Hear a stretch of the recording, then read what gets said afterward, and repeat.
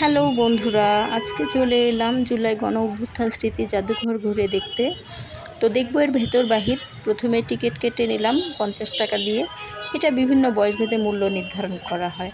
তো চলুন ভিতরে যাওয়া যাক, দেখি কি কি আছে, সাথেই থাকুন।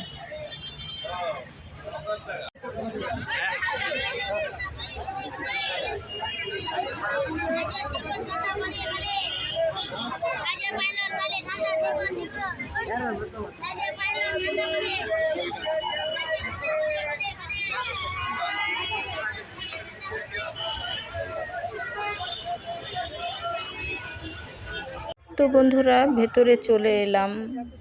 ভিতরে ঢুকে দেখি অনেক বড় জায়গা, অনেক প্রশস্ত। তো চলুন সামনে যাওয়া যাক।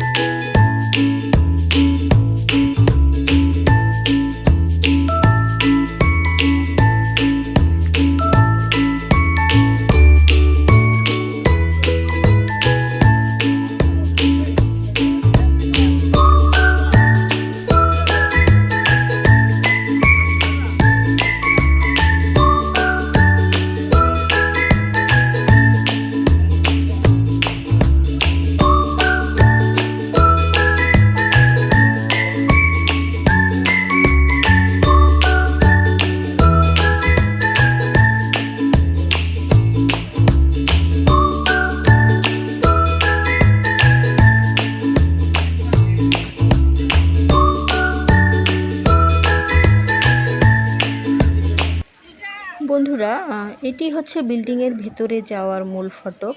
তো ভিতরে যেতে যেতে জেনে নেই, বর্তমানে জুলাই গণ অভ্যুত্থান স্মৃতি জাদুঘরটি হলো তৎকালীন প্রধানমন্ত্রীর সরকারি বাসভবন, যেটি গণভবন নামে পরিচিত ছিল। বর্তমানে সেটিকে জাদুঘরে রূপান্তর করা হয়েছে। সে সময় এখান থেকে বিভিন্ন ধরনের সরকারি বৈঠক, রাজনৈতিক সংবর্ধনা এবং রাষ্ট্রীয় ও সামাজিক অনুষ্ঠানের আয়োজন করা হতো।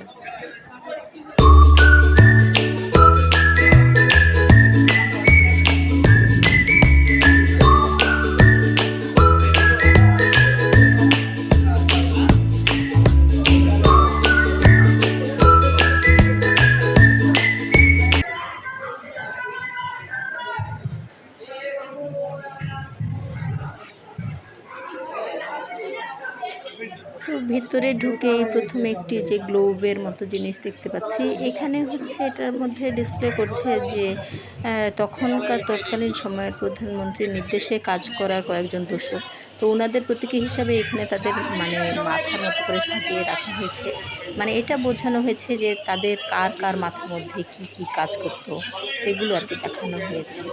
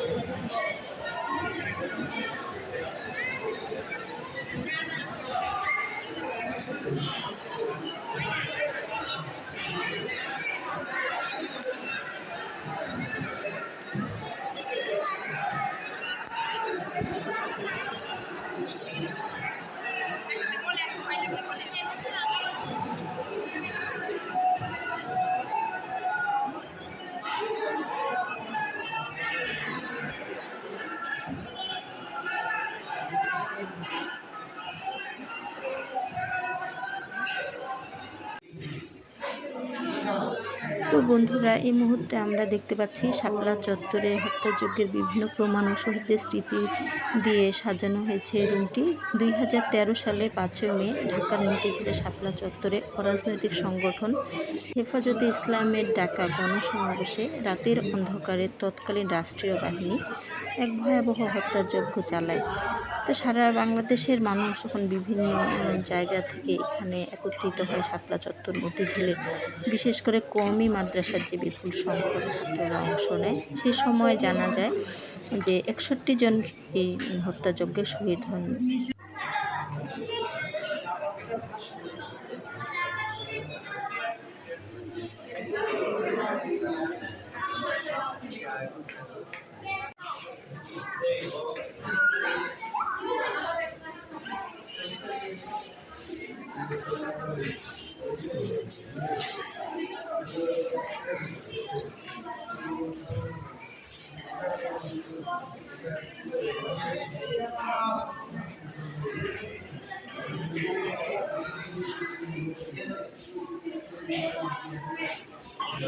বন্ধুরা, এটি সেই বহুল আলোচিত লাল টেলিফোন বা রেড ফোন।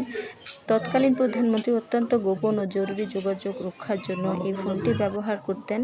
এটির মাধ্যমে দেশের অভ্যন্তর ও দেশের বাইরে রাষ্ট্রপ্রধানদের সাথে তিনি তাৎক্ষণিক ও নিরাপদ যোগাযোগ রাখতেন। এটি তার শোবার রুমে রাখা আছে। এই মুহূর্তে দেখতে পাচ্ছেন ওনার ব্যবহৃত বেড। তো এই বেডে ওনার কিছু ব্যবহৃত জিনিস রাখা আছে। এই রুমে ওনার অন্যান্য যে ব্যবহৃত জিনিসপত্র সেগুলো রাখা আছে। তো 36 জুলাই আন্দোলনে যেদিন ছাত্র জনতা গণভবনে প্রবেশ করে আনন্দ উল্লাস করে, এই আনন্দ উল্লাস করতে গিয়ে কিছু জিনিস বিনষ্ট হয়েছে।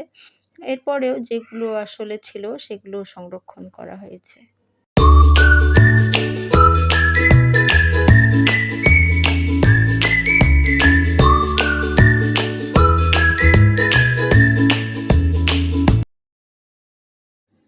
এটি রুমের সামনের অংশ। এই অংশটিতে জুলাই আন্দোলনে শহীদদের ব্যবহৃত কিছু জিনিসপত্র সংরক্ষণ করা হয়েছে।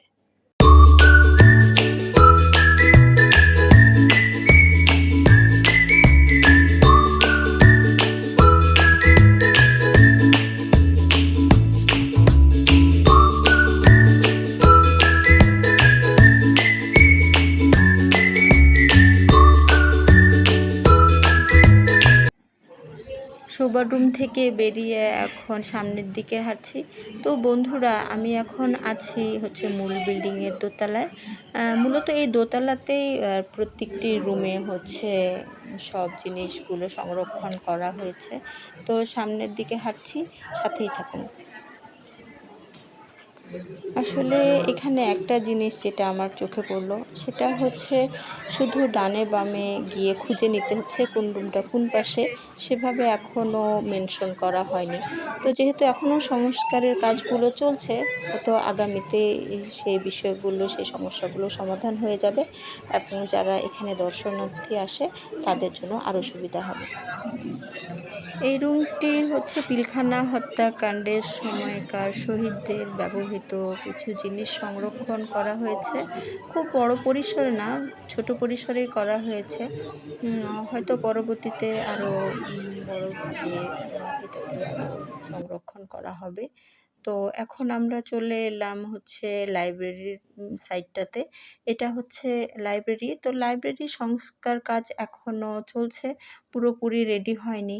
তো দেখা যাচ্ছে এখানে বহু সংখ্যক দর্শনার্থীরা এসে বই পড়ছেন, সময় কাটাচ্ছেন, ছবি তুলছেন। তো এটার কাজ এখনও চলছে। তো বন্ধুরা চলুন আমরা লাইব্রেরিটি ঘুরে দেখি।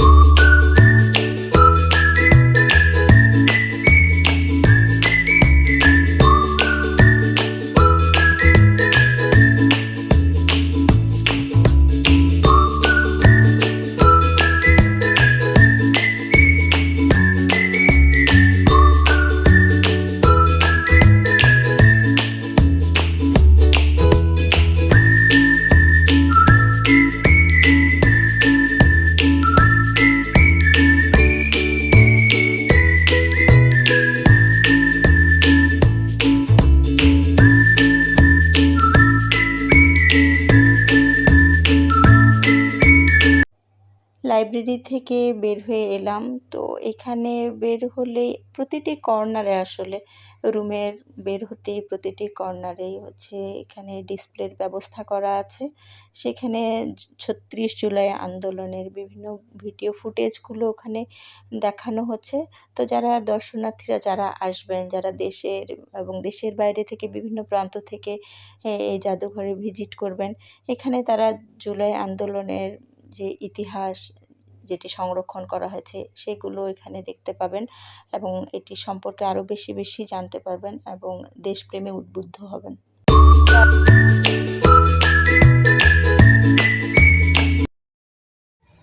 মূল বিল্ডিং থেকে বাইরে চলে এলাম। এখন আমরা বাইরের জাদুঘরের যে ভিতরের খোলা অংশটা, আমরা সেই অংশটাই দেখব। আজকে বিভিন্ন দর্শনার্থীরা এসছেন, শ্রেণী পেশার মানুষ তাদের পরিবার পরিজন নিয়ে সময় কাটাতে এসছেন, জাদুঘরটি দেখতে এসেছেন, সবাই মিলে সময় কাটাচ্ছেন এবং এই বাইরের পাশটা অনেক বড়। এই এরিয়াটা এতটাই সুবিশাল যে আসলে একটু সময় লাগবে পুরোটা ঘুরে দেখতে, না ভালো লাগবে।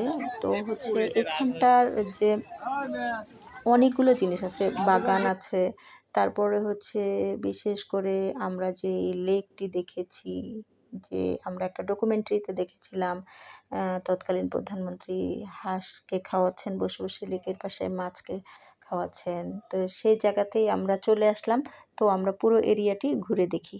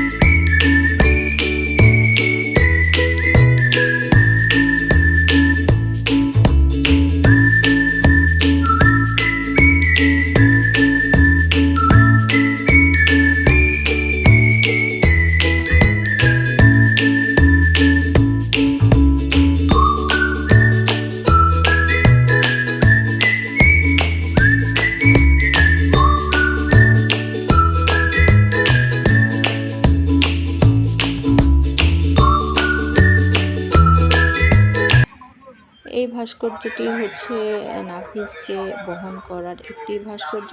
নাফিস যিনি 4 আগস্ট জুলাই আন্দোলনে শহীদ হন, তারই ভাস্কর্য এটি। আর এই মুহূর্তে যেটি দেখতে পাচ্ছেন, একজন শহীদকে বহন করা হচ্ছে। এটি হচ্ছে পিলখানা হত্যাকাণ্ডের সময়কার একজন শহীদের ভাস্কর্য তুলে ধরা হয়েছে।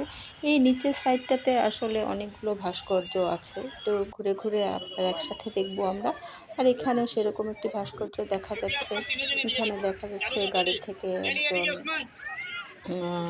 শহীদকে ফেলে দেওয়া হচ্ছে, সেটি এখানে ভাস্কর্য হিসেবে তুলে ধরা হয়েছে। আর এটি দেখতে পাচ্ছেন, এটা একটি প্রতীকী কবর। এখানে জুলাই আন্দোলনে যতজন শহীদ হয়েছেন তাদের নামগুলো এখানে লিখে দেওয়া আছে। এটা সত্যিকারই কবরস্থান না, বাট এটা একটা প্রতীকী হিসাবে এটাকে তুলে ধরা হয়েছে, যেন যারা এখানে ভিজিট করেন, যারা দর্শনার্থীরা যারা আছেন, তারা যেন এটা সম্পর্কে ধারণা নিতে পারেন। সবারই নামগুলো এখানে খোদাই করা আছে। তো চলুন আমরা একটু ঘুরে ঘুরে দেখি। এটা অংশটা, এটা ভিতরেরই একটা অংশ। এটা হচ্ছে অনেক বড় একটা এরিয়া, আগে আপনাদের বলেছি। তো এটা পুরোটা আমরা একসাথে ঘুরে দেখি।